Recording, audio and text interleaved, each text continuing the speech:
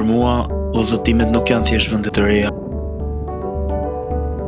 Ato luajnë një rol të rëndësishëm tek personi që unë jam sot.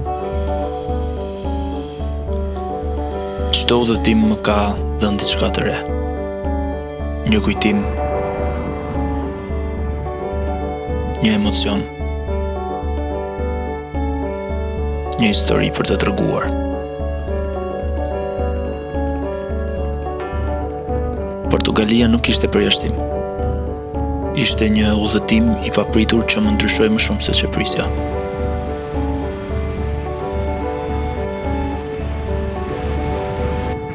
Pas disa ditësh në Lisbon, nisëm drejt Alentejos.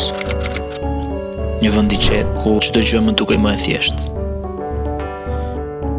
Kabinat e drurit,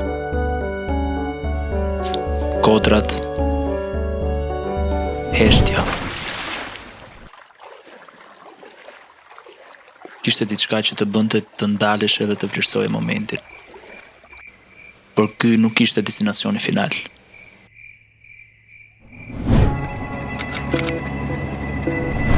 Nuk e mendoja që çdo ndalesë do më tregonte një anë të Portugalisë që nuk e dija që ekzistonte. Qytete të vogla ku çdo rrugicë kishte ritmin e vet dhe kultura portugeze ndihej në çdo detaj. Nuk ishte hera e parë që nuk e dija saktësisht ku po shkoja apo çfarë po kërkoja, por ishte e çuditshme sepse kjo nuk më shqetësonte as pak. Sidomos me pamjet që shoqëronin në çdo kthes të rrugës.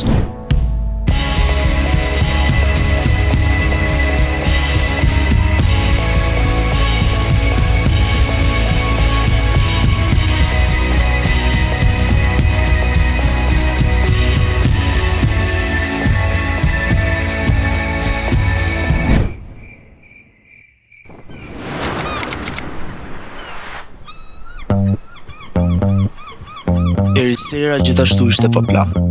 E rezervova një ditë para, pa e menduar shumë dhe pa pritshmëri. E dija që ishte një qytet surfi ndaj vendosa të shkoj. Qyteti ishte i vogël, por plot me njerëz që kishin ardhur për të njëjtën arsye si unë. Çdo ditë organizoheshin kurse surfi për fillestarët dhe po ashtu dhe për ata me përvojë.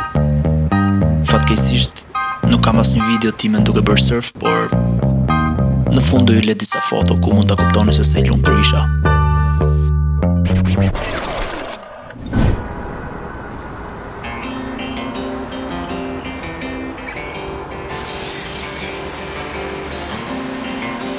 Kjo është era ime e tretë që vizitoj Lisbonën.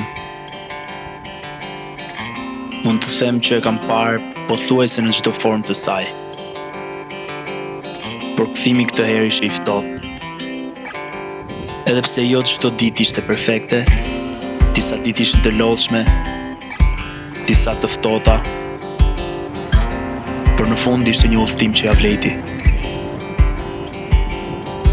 Pash vende që si kisha parë kur më parë, njoha njerëz të rinj, dhe u shkëputan nga rutina ime për pak ditë.